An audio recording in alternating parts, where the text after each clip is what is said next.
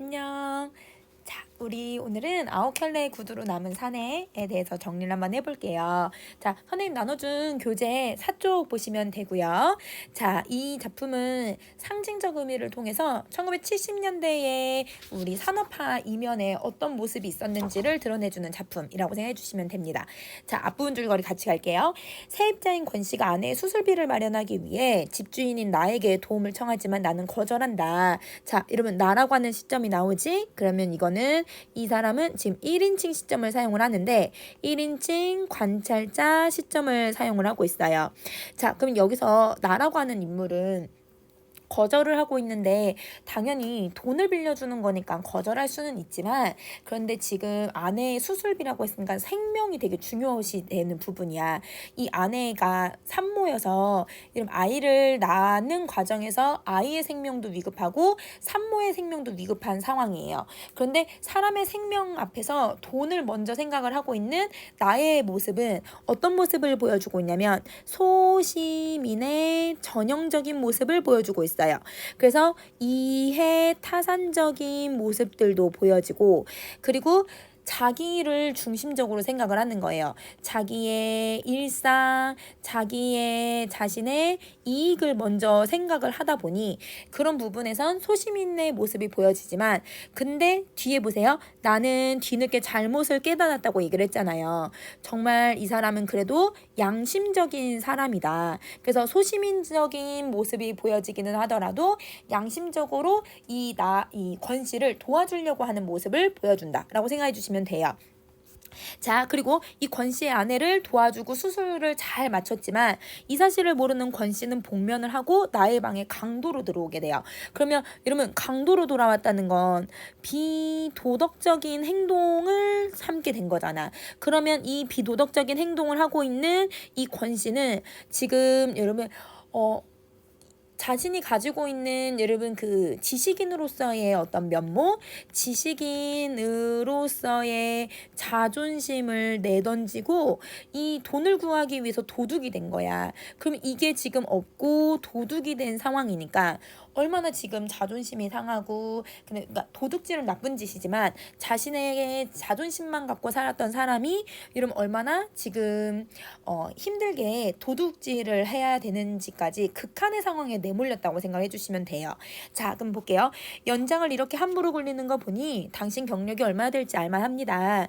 내가 내미는 칼을 보고 그는 기절할 만큼 놀랐다. 그러니까 여러분 그는 뭘 하고 있냐면 칼을 가지고 이제 도둑질을 하고 있는데 그 칼을 놓친 거예요. 그러니까 아직 어리숙한 모습을 보여주는 사람인 거죠. 나는 사람 좋게 웃어 보이면서 칼을 받아가라는 눈짓을 보였다. 왜냐면 안심을 시키려고 하는 거야, 그 도둑을. 그래서 겁에 질러서 잠시 망설이다가 내 재촉을 받아서 후다닥 달려들어 칼자루를 낚아채 가지고는 다시 내 벽을 가누었다. 그가 내 고의로 사람을 찌를 만한 위인이 못 되는 줄 일찍이 간파했기 때문에. 자, 이러면 이 부분 중요한데 여기서 일찍이 간파했기 때문에 라고 되어 있잖아. 그래서 여러분 나는 그가 여러분 누구라는 걸 아냐면 권 씨라는 것을 알고 있는 거예요. 를 알고 있다. 그래서 나는 칼을 되돌려 준 걸 조금도 후회하지 않았다. 아니나 다를까 그는 식칼을 옆구리 쪽에 허리띠에 차더니 몹시 자존심이 상한 표정이 되었다. 자, 이러면 나의 의도는 뭘 하는 거야? 그를 안심시키고 그에게 나쁜 짓을 이제 하지 못하게, 그리고 또 그의 아내를 잘 수술을 마무리했다라는 걸 알려주기 위한 하나의 방법들이었거든. 그런데 권 씨는 자기를 뭐 한다고 생각을 했을 수도 있냐면 비웃는다고 생각을 했을 수도 있어. 왜냐면 표정이 바뀌었으니까. 도둑 맞을 물건춘이 하나도 없는 주제에 뭐 이죽거리긴 그 기분이 지금 상한 거죠. 그래서 경험 많은 친구들은 우리 집을 거들떠도 안 보고 그냥 지나치죠. 누군 뭐 들어오고 싶어서 들어왔나? 피치 못할 사정 때문에 어쩔 수 없이. 그러면 권 씨가 말하는 이 피치 못할 사정은 아내의 수술비. 이것 때문에 들어왔다고 생각을 하는 거야. 자, 다시 좀 더 우리 밑으로 내려볼게요. 나는 강도를 안심시켜서 편안한 마음으로 돌아가길 절호의 기회라고 생각했다. 그 피치 못할 사정이라는 게 가령 그 식구 중에 누군가가 몹시 아프다던가 빚에 몰려서 그 순간 강도의 눈이 의심의 빛으로 가득 찼대. 왜냐면 자신의 정체를 혹시 알고 있는 건 아닐까? 이렇게 생각을 하고 있기 때문이야.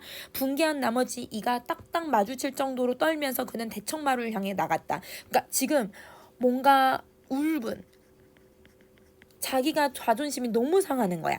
그런 모습들을 여러분 이렇게 관찰하고 있으니까 이 행동으로 표현하고 있다고 생각해 주시면 돼요. 내 옆을 지나쳐갈 때 그의 몸에서 역겨운 술 냄새가 풍겼다. 그가 허둥지둥 끌어안고 나가는 건 틀림없이 갈기갈기 찢어진 한 줌의 자존심일 것이다.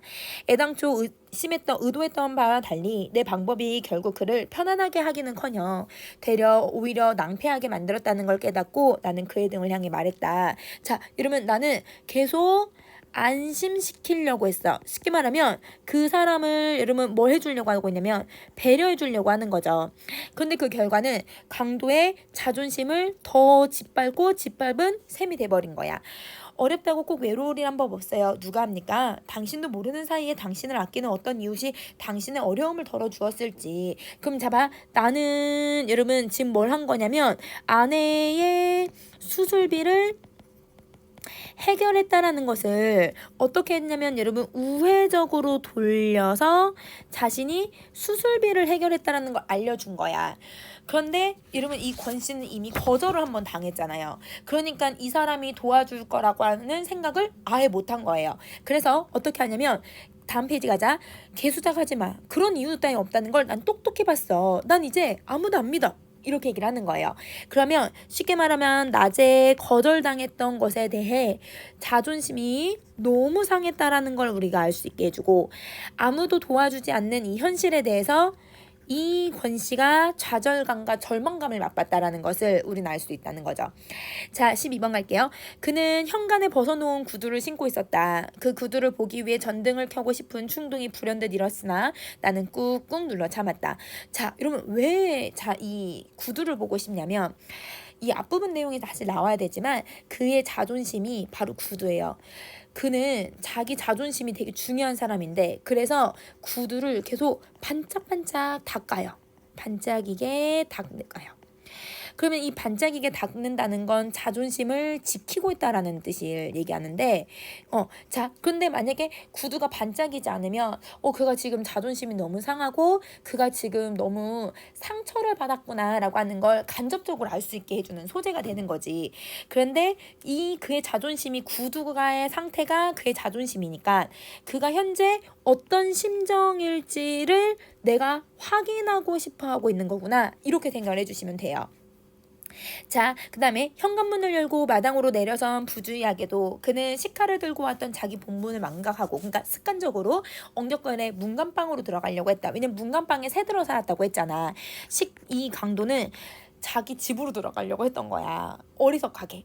그래서 이게 실수이지만 그의 실수를 지적하는 일은 훗날 나로선 부득이한 조처였다. 어쩔 수 없는 거였다. 왜냐면 다음날 멀쩡하게 얼굴을 봐야 되잖아요. 그래서 어쩔 수 없이 이제 대문은 저쪽입니다 라고 막았던 건데 문간방 부엌 쪽에서 한동안 망연해 있다가 이윽고 그는 대문 쪽을 향해 느릿느릿 걷기 시작했다. 비틀비틀 걷기 시작했다. 그러면 여러분 지금 여기서 행동이 나타나죠. 이 부분. 그러면 이 행동을 통해서 이 권 씨가 지금 엄청 지금 좌절하고 있겠구나 라고 하는 걸 여러분 직접적으로 보여주는 거예요? 간접적으로 보여주는 거예요? 그렇죠. 이거는 행동을 통해서 드러내니까 인물의 심리를 간접적으로. 그러면 여러분 우리 간접적으로 보여주는 건 여러분 보여주기 방식이에요? 말하기 방식이에요? 그치, 이거는 보여주기 방식에 해당한다라고 생각해 주셔야 돼요. 대문에 다다르자 그는 상체를 뒤틀어서 이쪽을 보았다. 이래봬도 나 대학까지 나온 사람이요. 자, 그럼 이때는 정말 자포자기하고 체념하고 절망감, 좌절감 이런 감정을 느꼈을 텐데 그래도 마지막까지 그 일말에 마지막까지 자존심을 지키려고 하는 이 권 씨의 말이에요. 권 씨는 어떻게든 자존심을 지키고 싶은 거죠. 누가 뭐라고 그랬나? 느닷없이 자기 학력을 밝히더니 대문을 열고는 보안 등 하나 없는 칠흑의 어둠 저편으로 자진해서 삼켜져 버렸다. 결국 이렇게 해서 권 씨는 이러면 집에 돌아오지 않거든요. 정말 자존심이 상해했다는 걸 알 수 있는 거야. 그래서 이러면 이 어둠 속에 사라졌다라고 하는 건 권 씨의 자존심 회복이 불능 상태, 되돌아올 수 없다라는 걸 알려주고 권 씨가 앞으로 더 불행한 삶을 살게 될 거라는 걸 암시해주는 효과를 갖는다. 이렇게 생각해 주시면 돼요. 그러니까 배경이 이런 효과를 갖는다는 거죠. 자, 그러면 갈등 양상은 권 씨랑 나랑 여러분 갈등을 겪고 있는 거니까 인물 간의 갈등이 들어간다. 이렇게 생각해 주시면 되겠죠. 자, 그러면 아랫부분에 선생님이랑 조금 정리 좀 한번 해봅시다. 자, 이러면 이 글은 짧게 들어가기는 했지만 주제가 1970년대 사회적 문제에서, 그러니까 여러분 이거는 이제 주택과 관련된 문제가 들어가는데 그 부분은 잘 들어가진 않으니까, 여러분 사회적 문제에서 이렇게 소외된 여러분 그 소시민의 삶을 제시해주는 게 이 글의 주제인데요.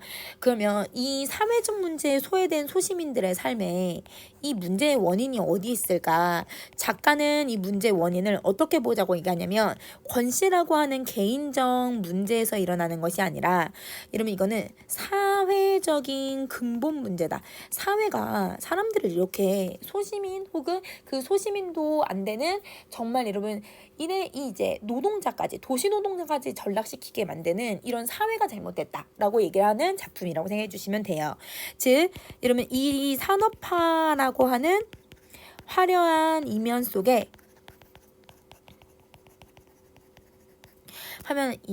이면에서 소외 계층에 가해진 폭력을 비판하려는 의도예요. 이렇게 생각해 주시면 돼요. 그래서 이 작품은 이런 의도로 작품이 쓰여졌다라고 생각해 주시면 됩니다. 자, 그러면 여러분 선생님 뒤에는 좀 정리해 놓은 부분은 있는데 이건 여러분이 한번 읽어보시고 이 부분은 이제 갈등과 시점에 대한 부분들을 좀 정리를 해야 되는 부분이라서 선생님이랑 여러분 이제 시점을 하나 비교를 해볼게요. 이건 이제 보기 문제로 잘 나올 수 있는 부분인데, 자 보세요. 똑같은 작가가 직선과 곡선이라고 하는 소설을 썼어요. 근데 이 글은 주인공이 누구냐면 아까 권 씨 있죠. 이 작품은 권 씨가 주인공이 돼요. 그래서 무슨 시점을 쓰게 되냐면 1인칭 주인공 시점을 쓰는 작품이에요. 이 직선과 곡선이라고 하는 작품이. 그래서 어떤 특징을 가지고 있는지 한번 보자. 오 선생 말로는, 여러분 이 오 선생이 누구냐면 아까 이러면 그 9켤레 구두로 남은 사내의 나를 얘기해요. 훗날리를 생각해서 강도를 끝까지 강도로 대우해서 보낼 작정으로 취한 부득이조차였다고 그러지만 내 눈에 비친 그의 거동은 강도범이 아닌 자기네 문간방 사내임을 일찌감치 간파하고, 이러면 눈치채고 있었던 거네. 그치? 사람을 여지없이 조롱하고 경멸하는 말투가 시종일관 일관했다. 그 오 선생의 눈초리에서 등들을 느끼면서 대문을 나서는 순간 나는 더 이상 살고 싶은 기분이 들지 않았다. 체념을 했다는 거지. 3세 중반 나이까지 나를 굳게 지탱해주는 긍지의 기둥. 이 긍지의 기둥이 자기가 지식인이고 대학까지 나오고 안동건 씨라고 하는 이러면 그 자존심. 그 자존심이 삽시간에 허물어버려지는 그런 찰나였다. 어떤 어려움이 있어도 잃지 않고 살아온 자존심이었는데 그 오 선생의 행동 하나에 자기는 이렇게 돼버렸다는 거예요. 그럼 자, 여기에서 1인칭 시점을 사용을 하니까 아무래도 그 주인공의 심리를 좀 더 구체적으로 제시가 가능하죠. 1인칭 관찰자는 이러면 이렇게 주인공의 심리를 파악하기가 매우 어렵잖아요. 그런데 여기는 이런 효과를 갖게 된다. 자, 그 다음에 1인칭 관찰자 시점이 가지고 있는 특징을 정리 한번 해보면, 관찰자 시점은 아무래도 위에랑 반대로 주인공의 심리를 제시하기에 한계가 존재할 수밖에 없겠죠. 그런데 여기서 여러분 아홉 켤레 구두로 남은 사내에서 여러분 이게 어떤 효과를 가지게 되는 거냐면, 권 씨도 소시민이자 지식인인 나와 유사하기 때문에,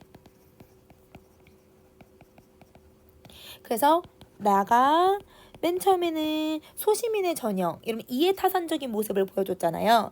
그런데 점점 이 권 씨에 대한 연민을 갖고 공감대를 형성하는 그 과정 있죠. 그 과정 서술에 유리하다라고 하는 장점이 있어요. 그래서 이 소시민인 내가 여러분 이 권 씨를 이해하는 과정이라고 생각해 주시면 돼요. 그래서 이런 시점이 이렇게 이 작품의 특징으로 남아있다. 그럼 자, 이 작품에서는 여러분 그 소시민의 삶, 그 다음에 시점, 그 다음에 구두가 자존심을 상징하고 있다는 거, 요렇게 여러분이 기억을 해주시면 됩니다. 자, 그러면 여러분 우리는 다음 영상에서 또 봅시다. 안녕.